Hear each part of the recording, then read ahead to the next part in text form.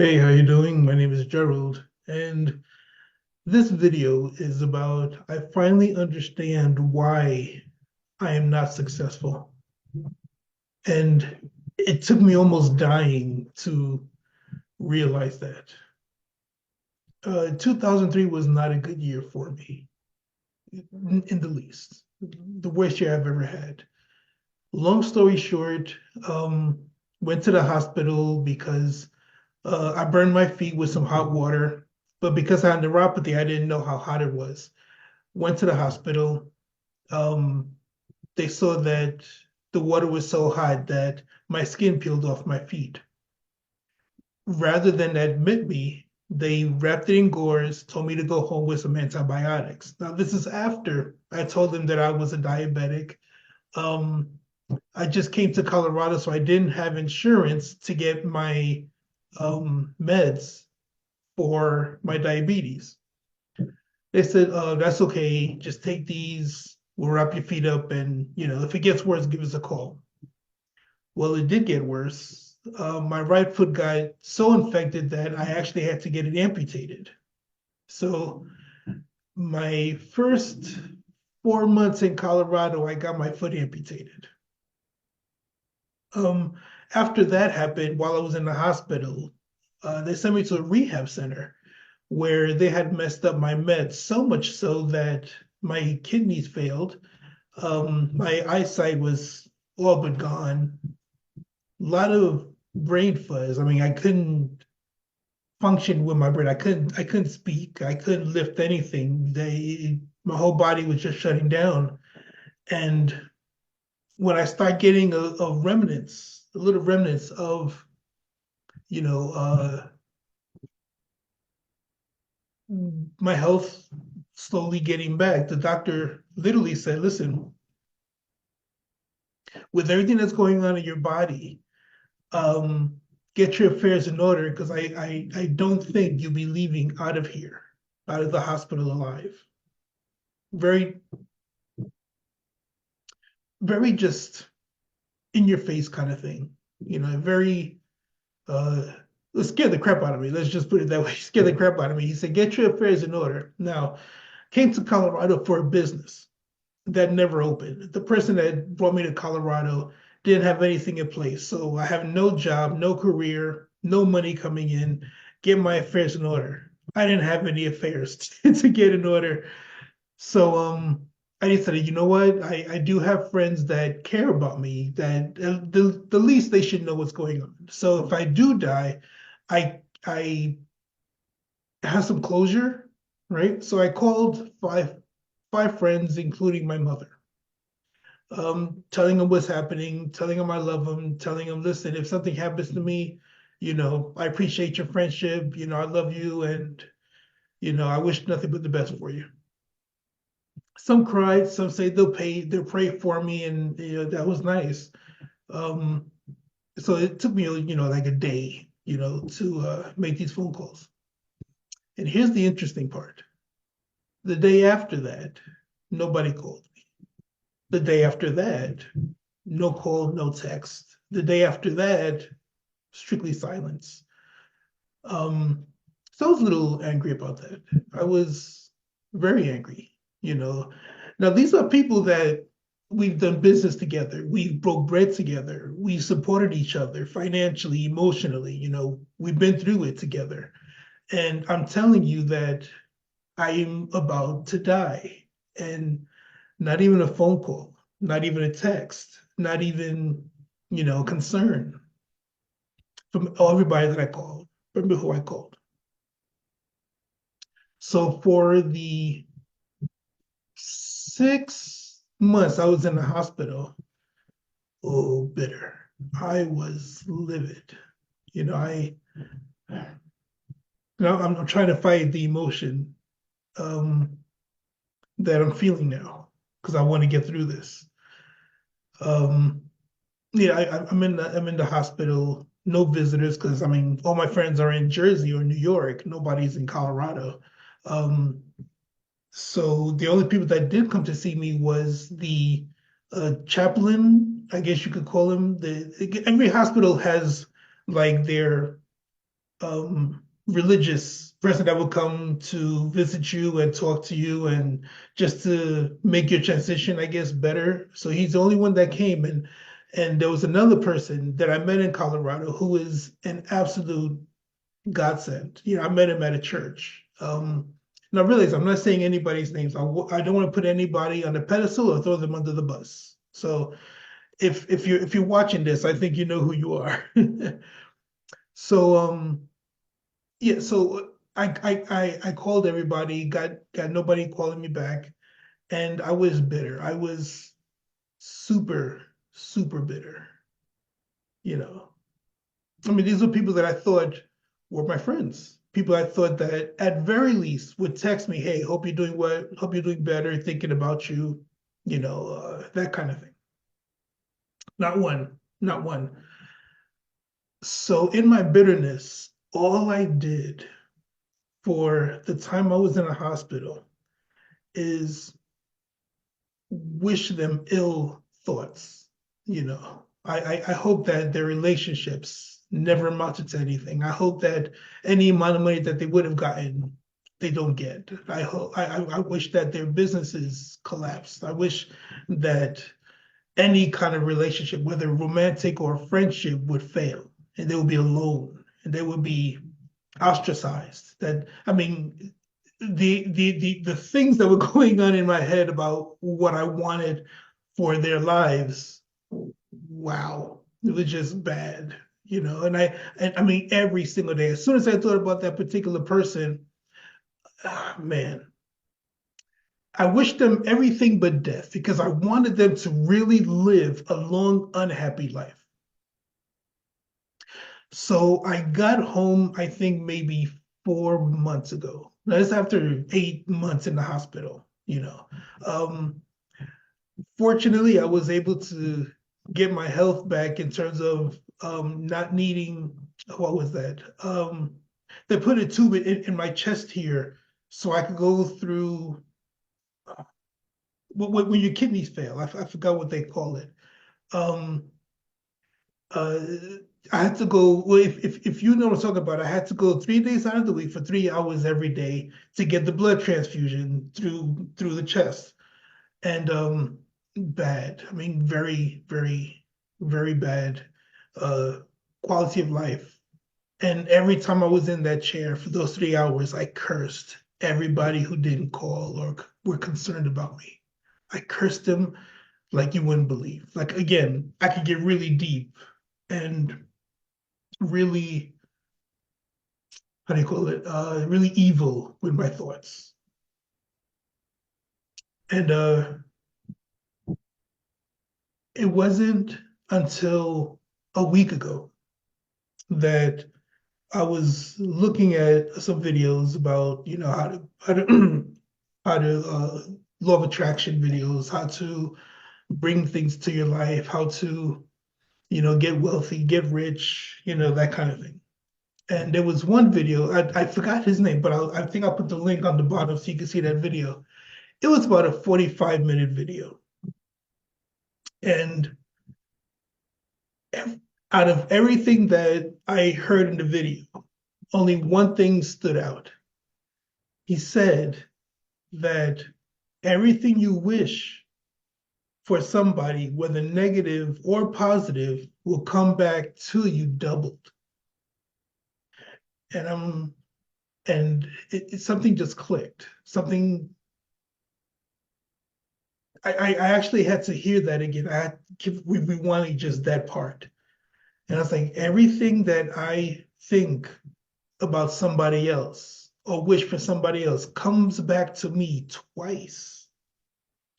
So all of the time I was wishing for these people to be broke, I was wishing that upon myself, to be unhappy, be in a bad relationship, to have no peace, to have nothing that they could be proud of.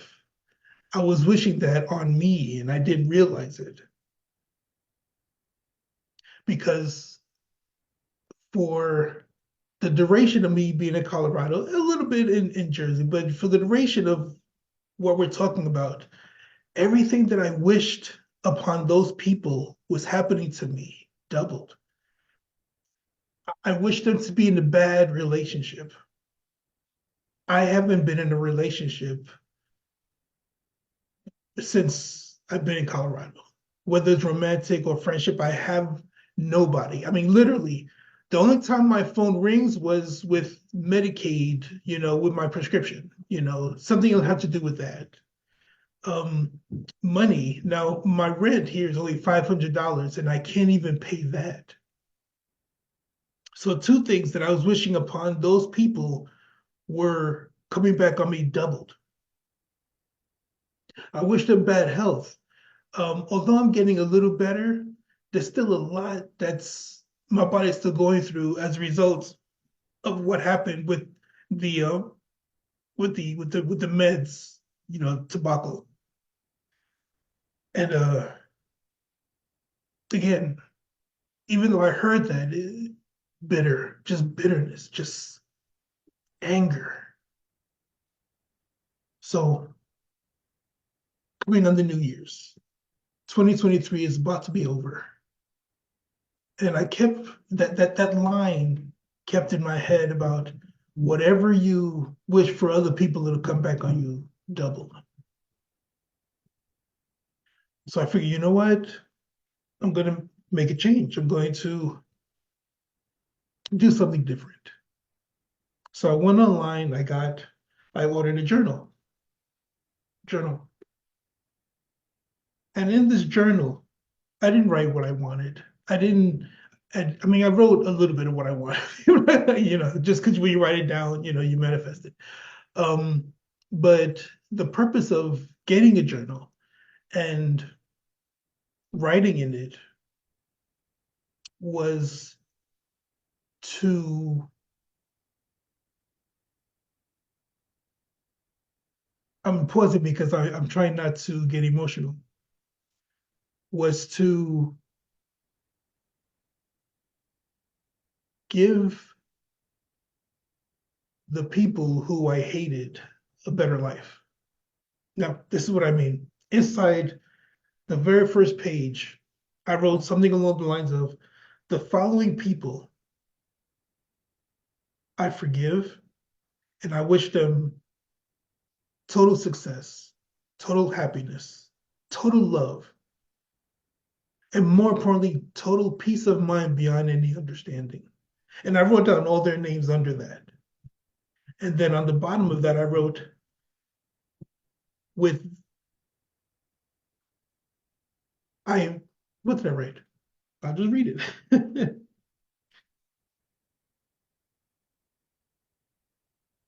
With me forgiving these people, I am free. And I gotta tell you, it's hard to think of people that you thought were your friends that have abandoned you at the time of your need to wish them happiness. And I realized very quickly that, excuse me, that anger is like an anchor.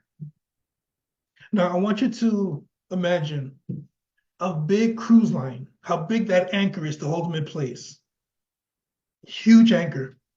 Imagine that same anchor on a rowboat. You attach that anchor to that rowboat's going down with the anchor. That's how it is to have anger toward people.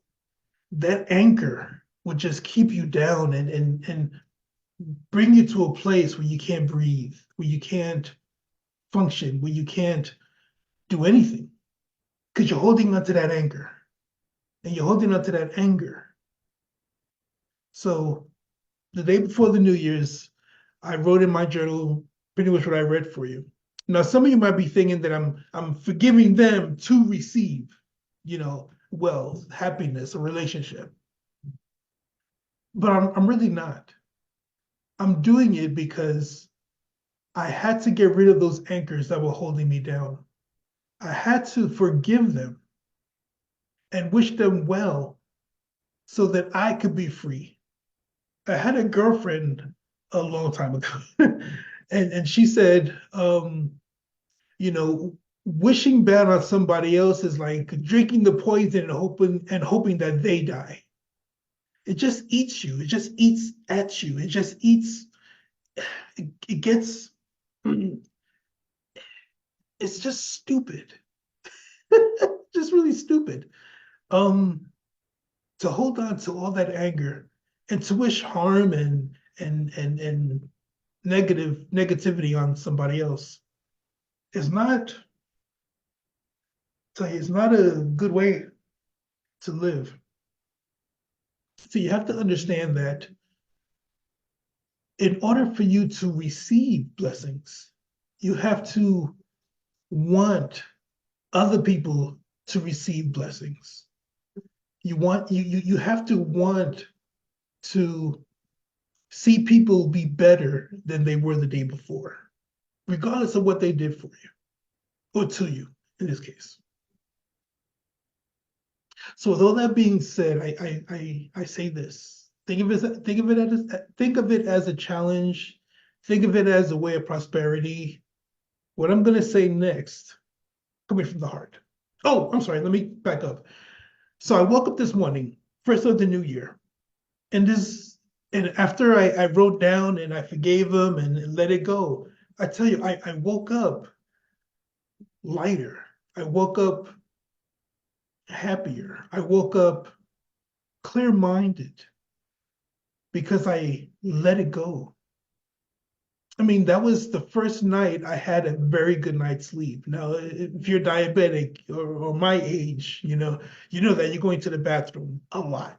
That's the very first night that I was able to sleep through the whole night, undisturbed. Best sleep I ever had for in a long time, you know. So that was the physical and emotional outcome of what I did, right?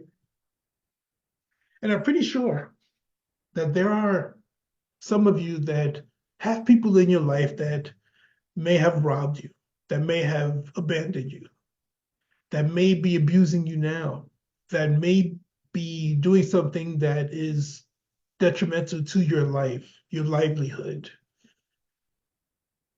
And you're probably holding a lot of animosity. I need you to get rid of your anchors. I need you to get a journal and physically write down that your forgiveness. Physically write down that you forgave them. Physically write down that you want better for them. Physically write down everything that you want in your life, but to bless it, but make it a blessing for them. Now, what's going to happen is, I hope that happens to me, is that one, either they will change or they will not be in your life anymore. Only two things that can happen. And also have to understand when you let go of certain things, when you decide to not let it affect you anymore, and you decide to just drop it, there's an area inside that space that needs to be filled. You're going to fill it with the blessings that you deserve. You're going to fill that empty spot where you had anger. You're going to fill it with joy. You're going to fill it with happiness. You're going to fill it with good health. You're going to fill it with things that you really want in your life. Because space has to be filled, and you have to determine what you're going to fill it with. So, with that being said, here's a message to other people that I'm referring to. And this is how you know I'm talking to you. If for the past year I called you, or you knew what I was going through and made a conscientious decision not to reach out to me or support me in what I was going through and call yourself a friend, I forgive you. I want nothing but the best for you. I want all your relationships to be so fantastic. I want your money to grow. I want you to succeed in everything you do. I want your health to be top notch. But just because I want these things for you doesn't mean that I have to be in your life at all. If you are one of the people who knew I was going through this situation and didn't call, don't call me. I can forgive you, and I do forgive you, and I do care about you, but I can no longer be in your life in any capacity. I wish you well. I wish you prosperity.